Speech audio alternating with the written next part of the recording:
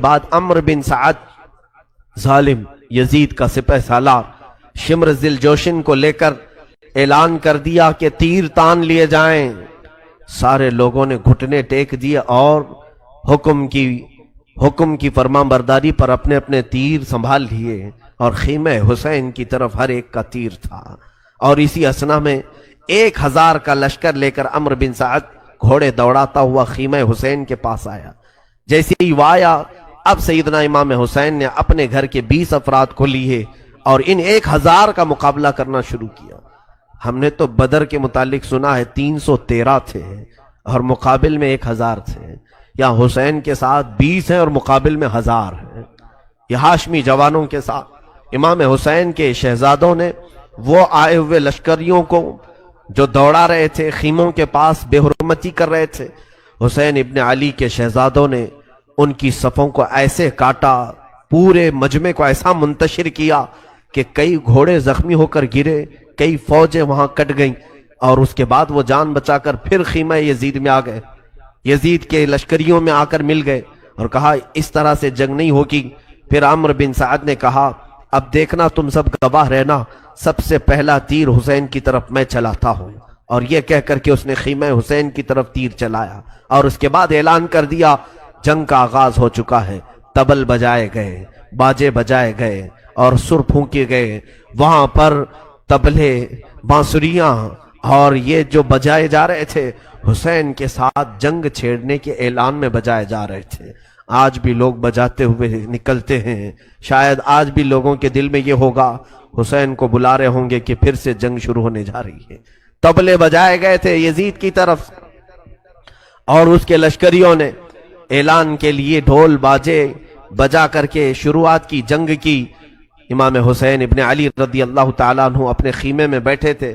حر بن یزید جو آئے امام علی مقام کی بیعت کی تھی اور وفاداری کا ثبوت دیا تھا، وہ اٹھے اور جانے لگے تو حر بن یزید کا بیٹا علی وہ کھڑا ہوا اور کہا کہ اے ابا جان، آپ کے ہوتے ہوئے، میرے ہوتے ہوئے آپ کیسے جائیں گے؟ مجھے اجازت دیں۔ تو سب سے پہلے حر بن یزید کا بیٹا میدان کربلا میں اترا۔ یہ امام علی مقام کے وہ نئے ساتھی ہیں جو اسی دن ملاقات کی ہے اور اسی دن نکل پڑے، اور اس جوان نے 2-3 لوگوں کو اپنی تلوار سے مارا، لیکن زیادہ دیر تک وہ نہیں مار سکا۔ اچانک اسی اسنا میں ظالموں نے اسے گھیر کر شہید کر دیا۔ نوجوان بچے کا جیسے ہی انتقال ہوا، حر بن یزید کہتے ہیں کہ میں گھوڑا دوڑا کر میرے بیٹے کی لاش اٹھانے کے لیے نکلا تھا کہ حسین کے نام پر میرا شہزادہ گر گیا ہے، بیٹا میرا انتقال کر گیا ہوگا، اس لیے کہ وہ بار بار چلا رہا تھا ادرکنی یا ابتا، اے میرے ابا آ جاؤ، مجھے پکڑ لو، مجھے اٹھا لو، اور اس کی روح قبض ہو چکی تھی حر بن یزید کے بیٹے کی۔ حر کہتے ہیں میں گھوڑا دوڑاتے ہوئے میرے جوان بچے کے تک پہنچنا چاہ رہا تھا، دیکھا وہاں پر مجھ سے پہلے حسین ابن علی پہنچے ہوئے ہیں اور امام علی مقام اس جوان کو اٹھا رہے ہیں اور اٹھا کر کے خیمے کی طرف لا رہے تھے۔ حر بن یزید نے کہا آقا یہ غلام زادہ ہے، یہ غلام زادہ ہے، آپ اپنے کندھوں پر اس غلام کو اٹھا کر لا رہے ہیں۔ حسین ابن علی نے کہا حر تجھے معلوم نہیں، دنیا کا دستور ہے بوڑھا باپ جوان کی میت کو نہیں اٹھاتا، بوڑھا جوان کے لاشے کو نہیں اٹھا پاتا، کیونکہ کندھے جھک جاتے ہیں، جھول جاتے ہیں اور کمر ٹوٹ جاتی ہے۔ یاد رکھنا اگر کسی کے سامنے اس کے جوان بیٹے کی موت ہو جائے، کون سا باپ ہے جو جنازہ اٹھانے کی ہمت کرے گا؟ حر بن یزید نے کہا آقا یہ غلام زادہ ہے، آپ اٹھا رہے ہیں۔ حسین ابن علی نے کہا کہ اے حر تجھے معلوم نہیں، دنیا کا دستور ہے کہ جوان بیٹوں کو باپ نہیں اٹھا پاتا، تو میں اٹھاؤں گا جب تک رہوں گا۔ لیکن کربلا نے وہ بھی منظر دیکھا جب حسین نے خود اپنے شہزادوں کی لاشیں اٹھائے، تب کوئی دوسرا اٹھانے والا تھا ہی نہیں۔ اے میرے عزیزو، امام علی مقام اس جوان بچے کی لاش کو خیمے تک لے آئے۔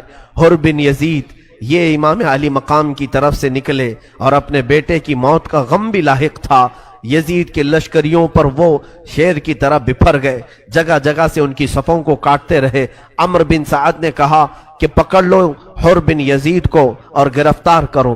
لوگوں نے جب تیروں سے حملہ کیا اور پھر دیکھا کہ تیر کھا کر تقریباً 27 تیر حر بن یزید کے جسم پر لگے، لیکن وہ کسی تیر کا کوئی بھی نوٹس نہیں لیتے تھے۔ اور اس کے بعد ایسا ہوا کہ ان کے گھوڑے کو گرایا گیا اور لوگ ان کے جسم پر چڑھ گئے اور ان کا سر بھی جسم سے الگ کیا گیا۔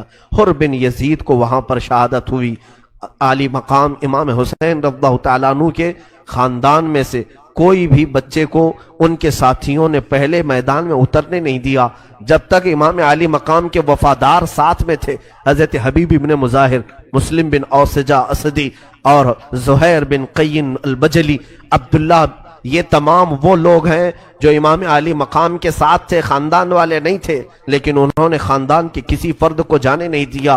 پہلے خود اترے، حبیب ابن مظاہر آئے، زہیر بن قین آئے، یہ سب لڑتے رہے، عبداللہ آئے، یہ سب لڑتے لڑتے جام شہادت نوش کر گئے۔ ان کے جسموں کو یزیدیوں نے پامال کیا، بکھیر دیا۔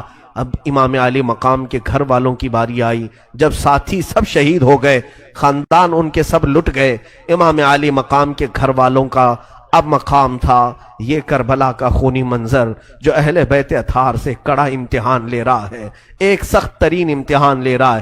بھوک کا امتحان الگ ہے، پیاس کا امتحان الگ ہے، اور بغیر چھت کے گھروں کا امتحان الگ ہے، اور اس کے بعد تلواروں کے مقابلے کا امتحان الگ